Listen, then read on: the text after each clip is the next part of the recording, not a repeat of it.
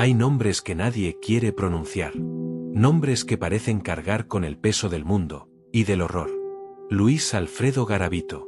No fue un asesino de una sola noche. No. Fue un depredador que caminó libre entre la gente. Oculto bajo gestos amables, palabras suaves. Y la sonrisa que tranquilizaba a cualquier niño. Entre 1980 y 1999, en pueblos polvorientos, terminales de buses y caminos rurales de Colombia, él cazó. Cazó a los inocentes. Cazó a quienes nadie miraba dos veces. Y nadie lo detuvo. Pero este documental no solo habla de su crueldad. Habla de cómo un país entero tardó en reconocer lo imposible.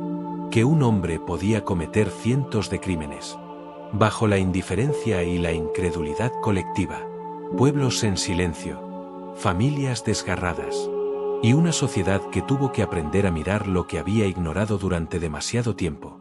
Si quieres conocer la historia completa y no perder detalle de cada evidencia, suscríbete ahora y acompáñanos en este viaje al corazón del horror. En un pueblo polvoriento del Valle del Cauca, hacia finales de los años 70, un niño caminaba solo por calles desiertas.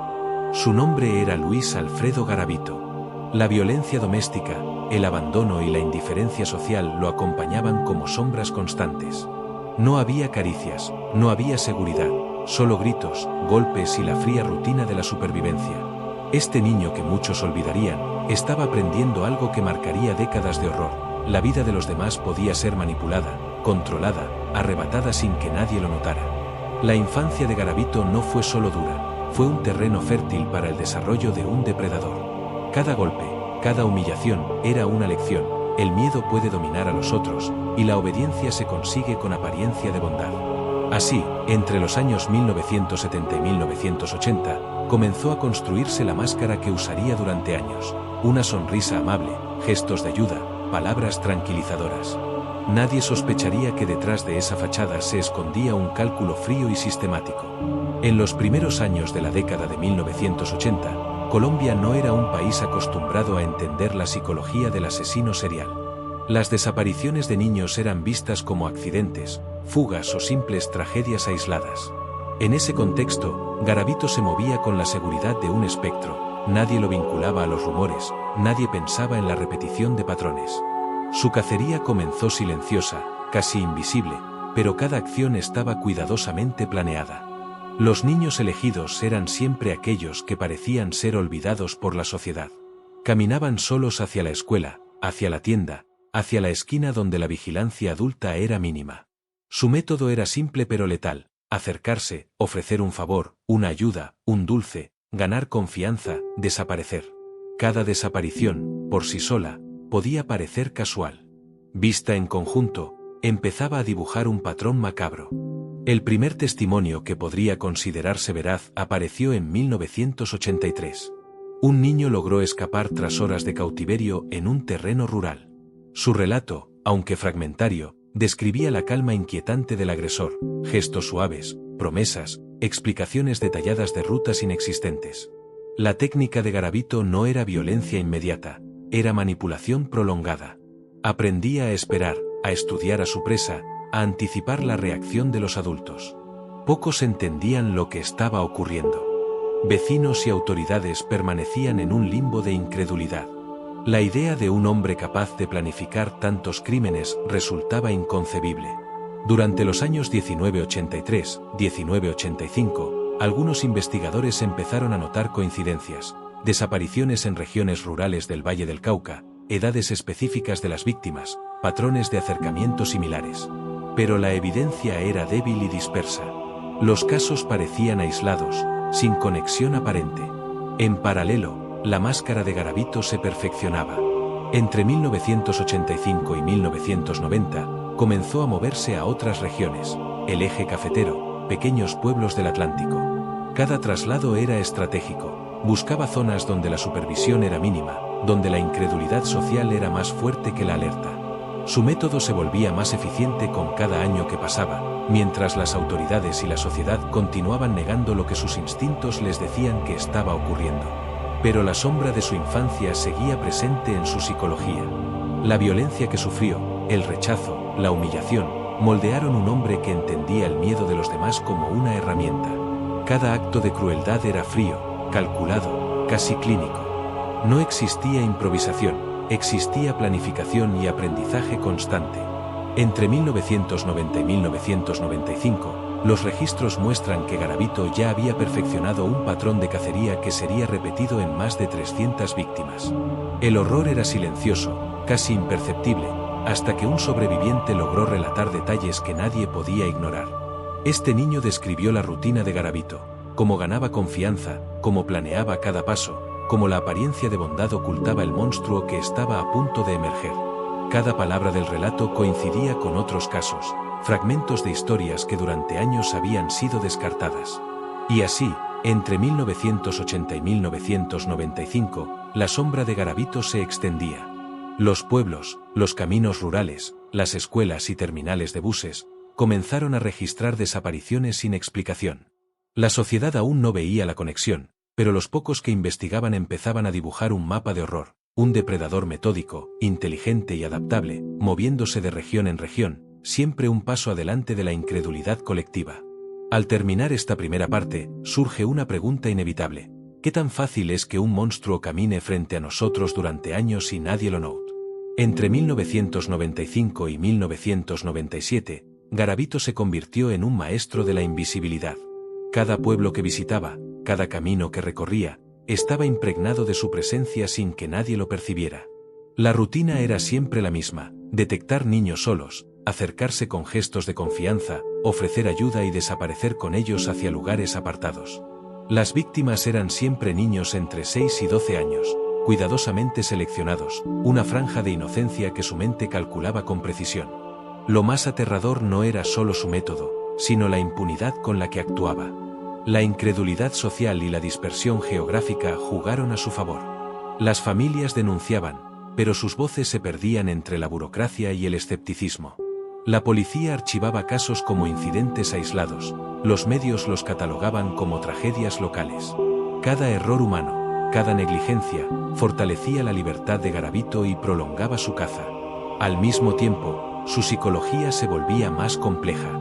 La violencia que había sufrido en su infancia se transformaba en planificación meticulosa.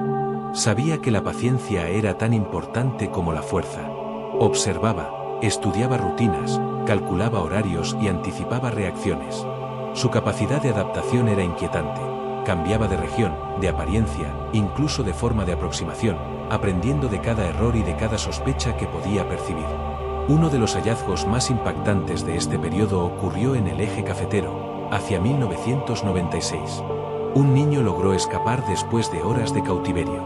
Su relato describía con detalle cómo Garavito utilizaba la calma para engañar, cómo hablaba suavemente, prometiendo seguridad mientras planeaba su destrucción. Este testimonio coincidía con otros de distintas regiones: mochilas abandonadas, ropa de niños, rutas conocidas solo por él. La evidencia comenzaba a tejer un patrón imposible de ignorar. Mientras tanto, la sociedad seguía bajo el manto de la negación. Vecinos y familiares se preguntaban: ¿es posible que un hombre haga esto y nadie lo detenga? La respuesta, aunque aterradora, era clara: sí. Mientras la incredulidad perduraba, Garavito avanzaba sin obstáculos. Su sombra cubría pueblos enteros, y nadie veía su forma hasta que era demasiado tarde. Entre 1997 y 1999, los crímenes alcanzaron su pico. La frecuencia de desapariciones aumentó y los patrones se volvieron aún más claros para los pocos investigadores que se atrevían a mirar de frente. Los niños eran transportados a zonas rurales y aisladas, algunas en terrenos del Valle del Cauca, otras en los bosques del Atlántico y en rutas escondidas del Eje Cafetero. Cada víctima, cada rastro dejado atrás, era parte de un rompecabezas macabro que finalmente comenzaba a mostrarse con claridad. A medida que se acumulaba evidencia física, los investigadores comenzaron a reconstruir cronologías. Mapas de desapariciones, coincidencias de horarios y testimonios permitían delinear la trayectoria de Garavito. Cada registro documental mostraba que su método era sistemático: edades de las víctimas, zonas de captura, rutas de escape y técnicas de manipulación. No había improvisación, cada acto estaba planificado, ejecutado con precisión y oculto bajo la normalidad de un país que aún no quería ver. Y así, mientras el siglo XX llegaba a su fin, Garavito había dejado su marca indeleble en Colombia, un mapa de dolor y miedo que abarcaba décadas y regiones. Su sombra ya no era solo un espectro invisible, era un patrón reconocible que esperaba ser detenido, aunque pocos sabían cómo hacerlo. Cada fragmento de memoria, cada testimonio sobreviviente y cada evidencia abandonada contribuía a revelar la magnitud de su monstruosidad. Al cerrar este capítulo, la pregunta queda flotando en el aire: ¿cómo pudo un hombre moverse con tal libertad durante tanto tiempo sin que la sociedad conectara los puntos? La respuesta está en la incredulidad, en la dispersión, en la negación colectiva. Pero la sombra de Garavito, aunque se movía rápido y silenciosa, estaba a punto de encontrarse con la evidencia que finalmente pondría fin a su reinado. Exploraremos cómo la sociedad y las instituciones ignoraron las señales durante años, y cómo esta negación permitió que el depredador continuara actuando sin ser detenido. Allí, el mito empieza a enfrentar la evidencia, y la calma aparente se rompe con la tensión del descubrimiento. Durante años, entre 1980 y 1995, Colombia fue testigo de desapariciones que parecían casuales, accidentes de la vida cotidiana. Niños que no regresaban de la escuela, adolescentes que nunca llegaban a casa, momentos que se desvanecían en la rutina diaria. Pero no eran incidentes aislados. Cada desaparición era un eco de un patrón sistemático que la sociedad, por incredulidad o indiferencia, se negó a ver. La incredulidad se convirtió en un escudo. Las autoridades archivaban los casos como hechos menores, los vecinos murmuraban sobre travesuras o fugas, y los medios los reducían a tragedias locales sin investigar en profundidad. Garavito aprovechaba cada segundo de ese silencio. Sabía que la negación era su aliada más poderosa. Mientras nadie conectaba los puntos, él podía moverse libremente, recolectando víctimas como quien recoge piezas de un juego macabro que solo él conocía. El miedo era omnipresente, aunque invisible. Las madres alertaban, los profesores notaban ausencias y los amigos se preocupaban, pero la respuesta institucional era mínima. La dispersión geográfica de las víctimas, entre Valle del Cauca, Eje Cafetero y la costa atlántica, hacía que cada caso pareciera único. La falta de coordinación convirtió lo sistemático en anecdótico, y lo aterrador en casi invisible. Entre 1990 y 1995, algunos investigadores comenzaron a notar coincidencias, edades de las víctimas, rutas de desaparición, comportamientos similares del agresor. Pero los testimonios eran fragmentarios y las pistas, dispersas. Los errores administrativos y la falta de comunicación entre regiones fortalecieron la impunidad. Garavito se movía entre sombras, siempre un paso adelante de quienes apenas empezaban a observar el patrón. Fue en 1994 cuando un sobreviviente logró relatar detalles cruciales: un hombre amable que prometía ayuda, que mostraba calma mientras planeaba el secuestro, que parecía normal hasta que desaparecía con su víctima.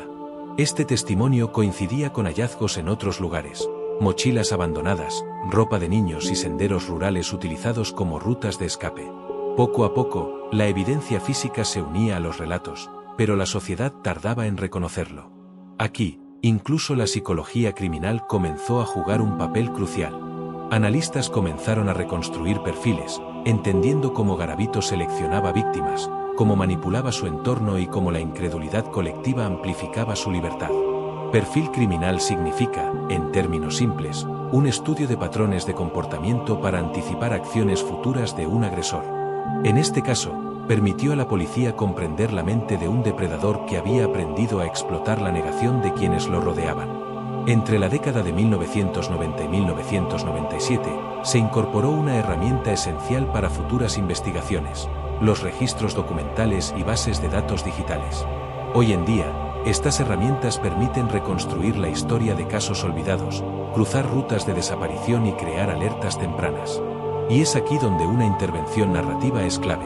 Plataformas de registro y seguimiento ayudan a investigadores a no repetir los errores del pasado, recordándonos que la tecnología puede ser aliada contra la impunidad. Pero incluso con evidencia emergente, la negación persistía. Muchos creían que un hombre no podía causar tanto daño sin ser atrapado, que los rumores eran exageraciones, que los casos aislados no podían formar un patrón. La sociedad parecía mirar, pero no ver. La incredulidad no solo protegía al asesino, sino que prolongaba el dolor de las víctimas y de sus familias. Entre 1996 y 1998, la acumulación de testimonios sobrevivientes y hallazgos forenses comenzó a romper el velo. Cada pieza de ropa encontrada, cada mochila abandonada, cada relato coincidía con el patrón aprendido por Garavito. La evidencia tangible, sumada a la reconstrucción de rutas y cronologías, demostraba que no se trataba de incidentes aislados. La sociedad ya no podía ignorar lo evidente. Y mientras los investigadores avanzaban, la narrativa histórica se volvía más clara. Décadas de negligencia institucional, dispersión geográfica y escepticismo colectivo habían convertido al depredador en casi invisible. La pregunta que flotaba en el aire, y que nadie quería responder, era: ¿cuánto tiempo más podría moverse sin ser detenido? La tensión aumentaba. Cada año que pasaba sin intervención fortalecía el patrón delictivo. Garavito aprendía de los errores, se adaptaba a nuevas regiones, estudiaba rutinas de adultos y de niños. El ciclo de la negación no solo le permitió sobrevivir, sino perfeccionar su método. La impunidad se había convertido en un acelerador de su crueldad. El capítulo culmina con un punto de inflexión. La evidencia acumulada, aunque aún fragmentaria, estaba lista para desafiar la incredulidad de la sociedad. Lo que antes parecía imposible ahora se volvía concreto. Un solo hombre había ejecutado una red de horror sistemática, y la negación ya no podía protegerlo. El mito comenzaba a enfrentarse a la realidad. Los investigadores también comenzaron a reconstruir la rutina diaria de Garavito, sus rutas de transporte, las estrategias para evitar ser detectado, los lugares que elegía para ocultar a las víctimas. Cada descubrimiento aumentaba la presión sobre él y acercaba a las autoridades a la captura. La combinación de evidencia física, testimonios y perfil psicológico estaba formando una red de conocimiento que se extendía sobre todo el país. A medida que el patrón se clarificaba, surgía la pregunta inevitable: ¿cómo pudo pasar desapercibido durante tanto tiempo? La respuesta residía en la mezcla de negación colectiva, dispersión geográfica y la habilidad del depredador para adaptarse. Cada factor que le había otorgado libertad ahora servía para reconstruir su sombra. Y mientras los investigadores avanzaban, la sociedad empezaba a comprender la magnitud del horror. La realidad se imponía sobre el mito. Cada fragmento de evidencia, cada testimonio y cada hallazgo forense se combinaban para revelar la verdad. Un solo hombre había llevado a cabo una serie de crímenes sistemáticos y meticulosamente planificados, que afectaban a comunidades enteras de Colombia. Entre 1998 y 1999, los investigadores lograron consolidar los casos dispersos en un patrón innegable. En el Valle del Cauca, se identificaron rutas recurrentes donde varios niños desaparecieron en circunstancias similares. Los testimonios sobrevivientes coincidían en detalles inquietantes: un hombre amable, voz tranquila, gestos de seguridad, y luego el transporte hacia zonas aisladas, lejos de ojos curiosos. Cada relato, cada objeto recuperado, cada huella, encajaba en un esquema que mostraba precisión y planificación. En el Eje Cafetero, un caso de 1997 reveló la sofisticación de su método. Una víctima logró escapar tras horas de cautiverio en un terreno rural. Describió con exactitud cómo Garavito manipulaba su entorno, observaba los movimientos de adultos, estudiaba los horarios de los vecinos y seleccionaba el momento exacto para actuar. Su capacidad para prever reacciones humanas no era solo aterradora, era científica. Cada movimiento de Garavito estaba calculado para reducir riesgos y aumentar su control sobre la víctima. La costa atlántica aportó otro eslabón crucial en la investigación. Entre 1995 y 1999, se encontraron mochilas, prendas de vestir y pertenencias dispersas a lo largo de senderos y bosques. El análisis forense permitió vincular estos hallazgos con desapariciones ocurridas años antes en el Valle del Cauca y el Eje Cafetero. La dispersión geográfica, que antes había sido su cobertura, ahora revelaba su patrón. Cada ruta y cada objeto reforzaban la certeza de que un solo hombre estaba detrás de todos estos crímenes. Los estudios de caso modernos permitieron, además, reconstruir ciclos temporales de su actividad. Los investigadores notaron que Garavito operaba de manera estacional, con picos de actividad entre ciertos meses y días de la semana, aprovechando momentos de menor supervisión. Cada ciclo mostraba una planificación consciente, como si los años de práctica le hubieran enseñado cuándo y dónde actuar con la máxima eficacia. El perfil criminal se volvió cada vez más claro. Luis Garavito no actuaba al azar. Cada acción era metódica, selección de víctima, manipulación psicológica, transporte a lugar aislado, cautiverio y finalmente desaparición o asesinato. Su método evolucionó con los años, aprendiendo de errores pasados y ajustando técnicas para evitar detección. Cada testimonio, cada hallazgo físico, reforzaba esta conclusión. Para 1999, la evidencia era contundente. Investigadores y fiscales comenzaron a cruzar testimonios, objetos recuperados y rutas recorridas. Se confirmó que las desapariciones, aparentemente aisladas y dispersas, eran parte de una misma serie de crímenes sistemáticos. Las herramientas de registro y los estudios forenses permitieron finalmente atar los hilos de décadas de terror. La red de evidencia mostraba con claridad la magnitud del daño, más de 300 víctimas, 3 regiones principales y un método replicable a lo largo de los años. Pero más allá de la evidencia, estaban las historias humanas. Cada familia afectada, cada comunidad marcada por la desaparición de un niño, sufría un dolor que no podía cuantificarse. La magnitud del impacto social revelaba que el horror de Garavito no era solo numérico, era profundo, colectivo y persistente. Cada historia sobreviviente agregaba una dimensión emocional que los datos por sí solos no podían mostrar. Mientras los investigadores conectaban los puntos, la sociedad comenzaba a comprender la magnitud del horror. La negación ya no podía protegerlo. El mito del hombre invisible cedía ante la evidencia tangible, y la caza del depredador alcanzaba un punto crítico. Cada ruta reconstruida, cada testimonio y cada hallazgo forense acercaban a las autoridades al momento que cambiaría la historia de Colombia para siempre. La pregunta que flotaba sobre todos era inevitable. ¿Qué cicatrices dejará este hombre en la memoria de las comunidades y en la conciencia de la sociedad? La respuesta se explorará en el próximo capítulo. Cicatrices en la tierra y en la memoria, donde veremos las consecuencias de sus actos, cómo las víctimas y las familias enfrentaron el dolor, y cómo la sociedad empezó a aprender de la tragedia para prevenir futuros horrores. A finales de los años 90, la evidencia comenzó a hablar con fuerza. Mochilas abandonadas en senderos rurales, ropa de niños dispersa, restos de pertenencias en el Valle del Cauca, el eje cafetero y la costa atlántica revelaban un patrón que ya no podía ignorarse. Los testimonios de sobrevivientes coincidían: un hombre amable, tranquilo, que ofrecía ayuda antes de desaparecer con su víctima. La dispersión geográfica que durante años le había dado impunidad, ahora comenzaba a mostrar su método. Investigadores reconstruyeron rutas, cronologías y hábitos del agresor. Cada desaparición seguía un patrón: selección de víctima, aproximación con apariencia de bondad, transporte a zonas aisladas, cautiverio, y en la mayoría de los casos, asesinato. La psicología criminal permitió anticipar su conducta y reconstruir su mente. Un hombre que aprendió de errores pasados, que ajustaba horarios, rutas y métodos para evitar la detección.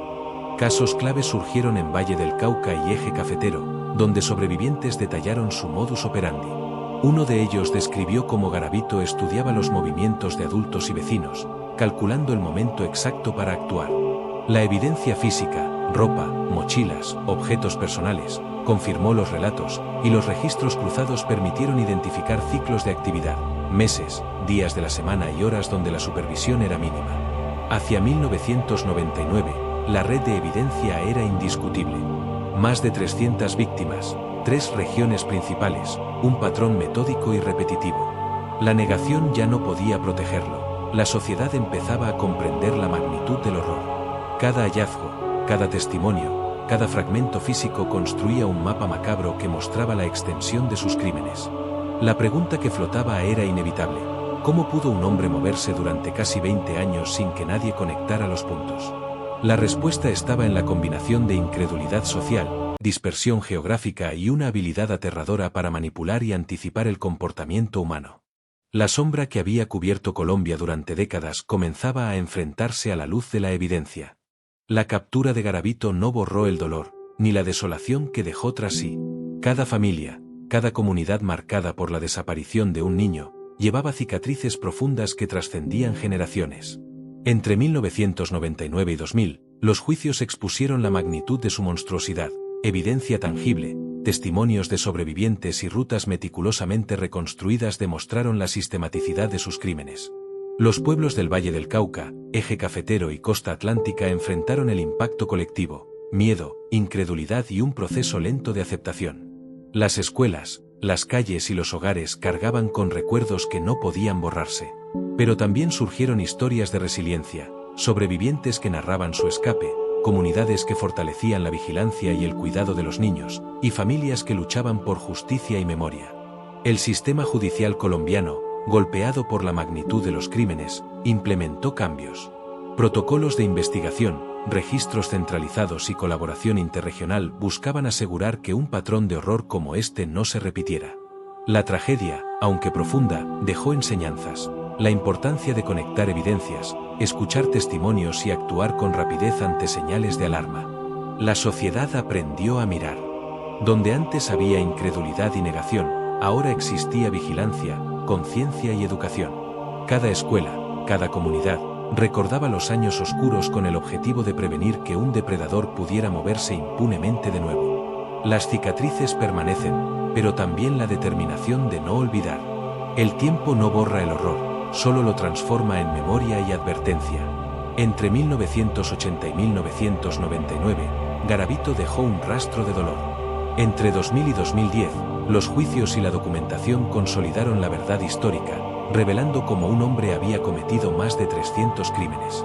Entre 2010 y 2025, la memoria se institucionalizó. Educación, protocolos y conciencia social comenzaron a ser herramientas de prevención. Hoy, las historias de víctimas y sobrevivientes siguen resonando. Las comunidades recuerdan, enseñan y vigilan. Cada región afectada, Valle del Cauca, Eje Cafetero y Costa Atlántica, mantiene viva la memoria como un recordatorio de que la negación y la incredulidad pueden proteger a los monstruos si no se actúa con rapidez. La sombra de Garavito persiste, no como presencia física, sino como advertencia. Los ecos del pasado nunca callan mientras la sociedad olvide. Cada niño protegido, cada evidencia documentada, cada historia escuchada, reduce el poder del miedo. La lección final es clara. La vigilancia, la educación y la memoria colectiva son la defensa contra los horrores que ya se saben posibles. El horror dejó cicatrices imborrables, pero también enseñanzas vitales. Y mientras las generaciones recuerdan, previenen y actúan, los ecos del pasado siguen hablando, recordándonos que la sociedad nunca puede permitirse mirar hacia otro lado.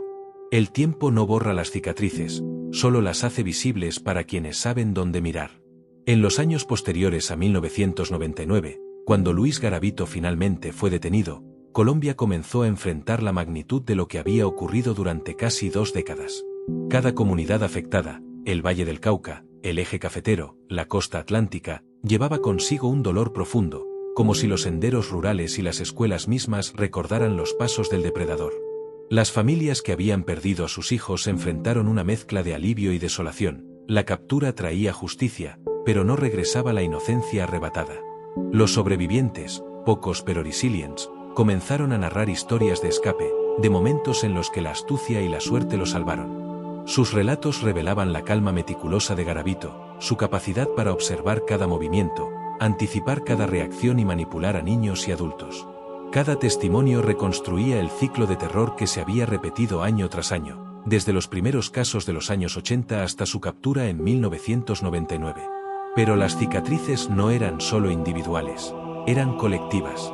Los pueblos, pequeños y grandes, comenzaron a cuestionarse cómo la sociedad había permitido que un hombre se moviera durante casi 20 años sin ser detenido. Los patrones que antes pasaban desapercibidos, niños solos, rutas rurales poco vigiladas, desapariciones esporádicas, ahora se entendían en toda su gravedad. La incredulidad y la negación social habían amplificado la impunidad, y la memoria histórica se volvió imprescindible para prevenir que algo así volviera a suceder. Entre 2000 y 2005, el sistema judicial y las instituciones comenzaron a implementar cambios. Protocolos de investigación más rigurosos, registros centralizados de desapariciones y coordinación entre regiones permitieron que futuras desapariciones pudieran detectarse y analizarse rápidamente. La tragedia dejó enseñanzas prácticas. Nunca más la dispersión geográfica ni la incredulidad podían ser excusa para la inacción. La evidencia y los testimonios fueron convertidos en herramientas de prevención, y la memoria de las víctimas pasó a formar parte de la educación y la conciencia social. A pesar de los avances, la huella emocional permanecía. Los padres, los vecinos y las comunidades recordaban los años de terror, los ciclos repetidos de desapariciones, la calma de un monstruo que se movía impunemente entre ellos. Cada aniversario de los primeros casos, cada lugar donde se descubrieron restos, reforzaba la necesidad de vigilancia y de educación. La memoria colectiva se convirtió en un escudo contra la repetición del horror.